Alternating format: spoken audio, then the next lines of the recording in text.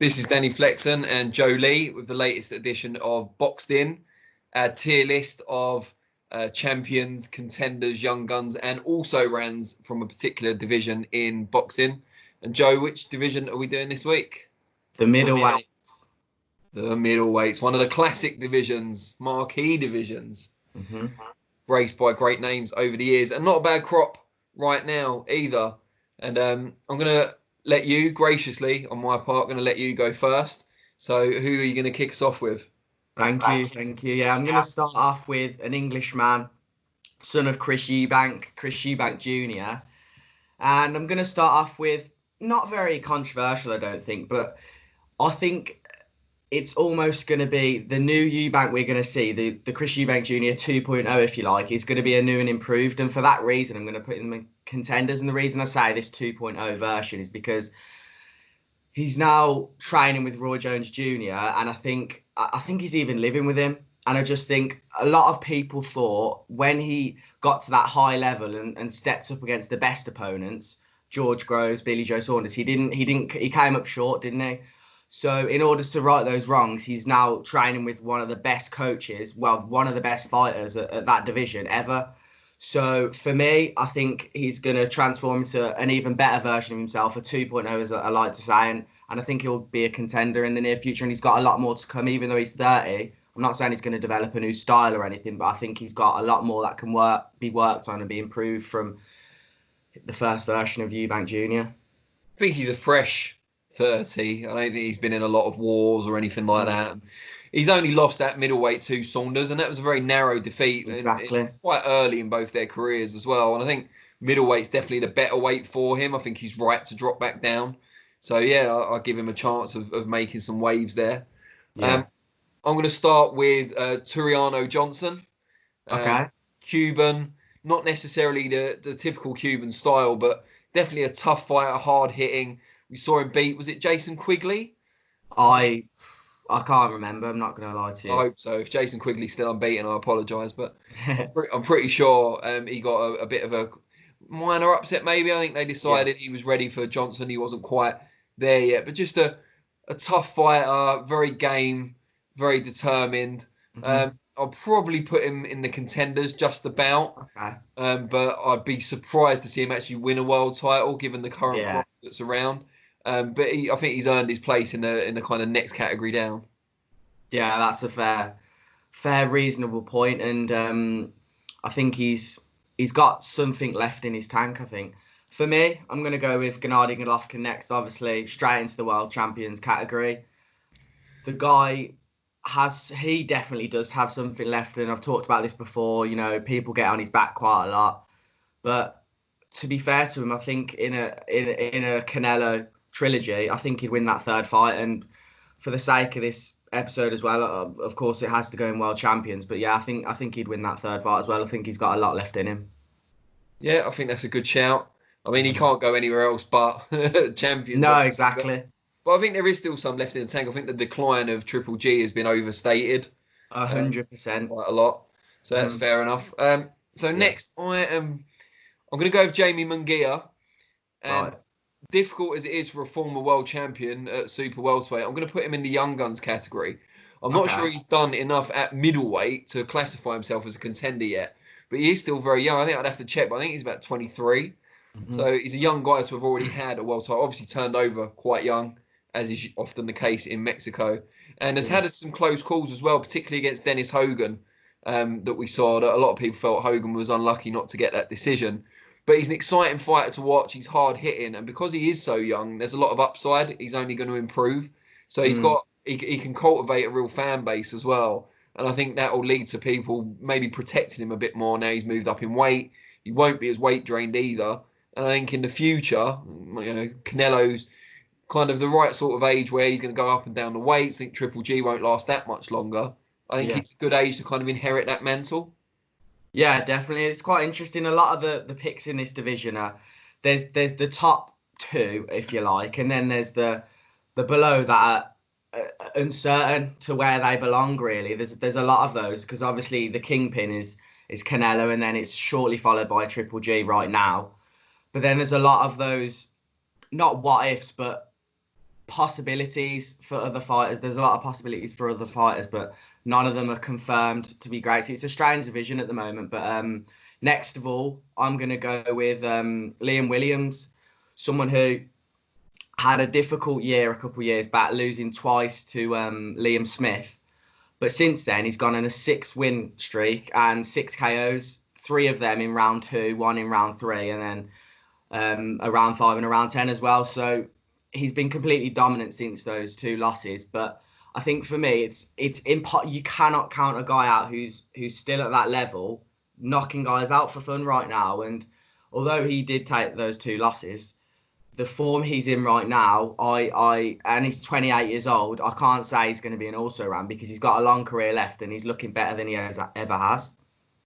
Yeah, I mean, the win over Atlantes Fox, which I think by beating him, he inherited the Americans' #1 position with the WBO. Yeah. It was just punch perfect, I thought. He's never seemed in any trouble against a potentially dangerous opponent who'd held his own with Demetrius Andrade.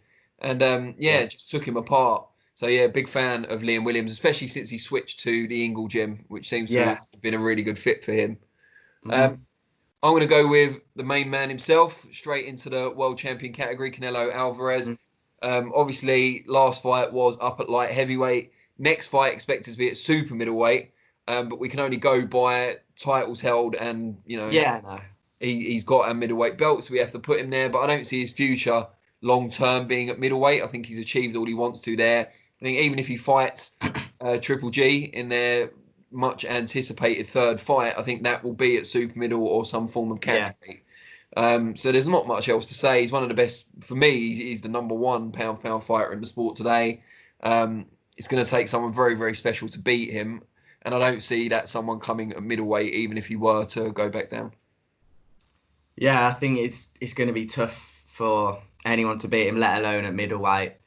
But moving on to someone who's shown to be at that level now, at that elite level, that can at least compete with the top guys right now, Derevyanchenko. We saw him competing and gaining respect of Triple G in their last fight.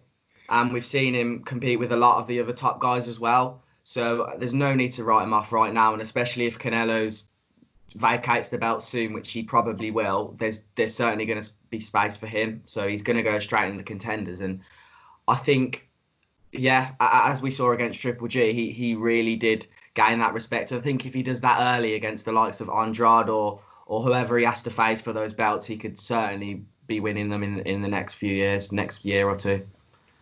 Yeah, see, now I've got someone else for the champions category, right? It's a little controversial, and champions category should never be controversial just because it's pretty cut and dry. But it's Jermall Charlo. And obviously, it's difficult because he is the WBC champion, but it's by virtue of the fact that Canelo has been made franchise champion by, that ridiculous decree. But if he wasn't there, he'd be in the contenders category anyway. He's very, very talented fighter, hard-hitting, explosive, technically skilled, the better, in my view, of the 2 brothers. Just an excellent fighter. He hasn't really fought an elite opponent yet, and I think that's the only thing that really counts against him at this stage. He was very close a few years ago to fighting Demetrius Andrade. That fell through no fault of Charlo's, I believe. It was more a dispute between Andrade and either his promoter at the time or the TV company. I forget. I think I did an article on it before, but it's gone out of my head now. You write too much, don't you? And just a very talented fighter and could well be someone who could challenge the likes of Triple G, Canelo, Andrade, if that was resurrected. But we won't know until we see him tested. I think him against someone like Derevyanchenko would be a really good fight. I find that quite interesting. Yeah, definitely. And I think whether he belongs in the champions category or not, it doesn't matter, really. Everyone knows that he's still a world-class fighter. Next up, Jeff Horn.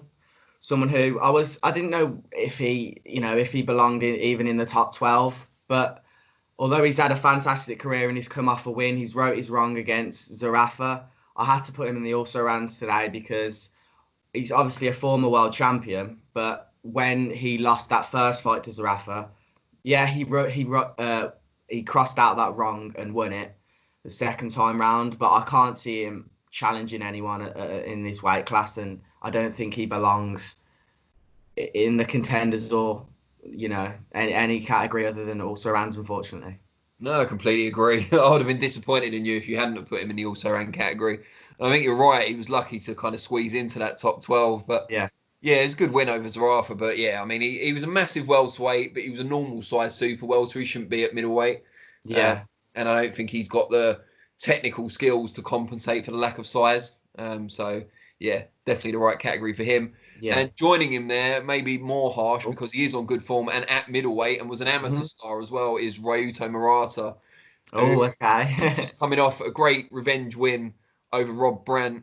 And he's not going in the champions category because he's got the WBA secondary belt.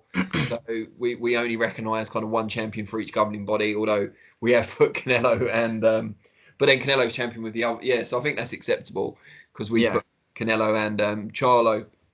Murata's really good and he destroyed Rob Brandt, but then I don't think Brandt should have won the first fight.